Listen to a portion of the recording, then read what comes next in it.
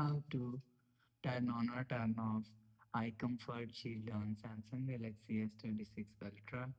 Let's start the video. First of all, go to App Library. Here click on Settings app. Now in Setting, scroll down and click on Display.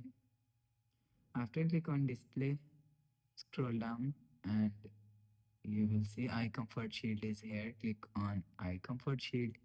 If you want to turn on eye comfort shield, so turn on this button.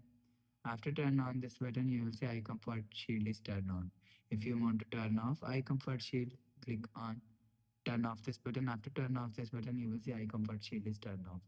You will turn on or turn off eye comfort shield from here. So you will select custom and adaptive from here. Click on custom. You will set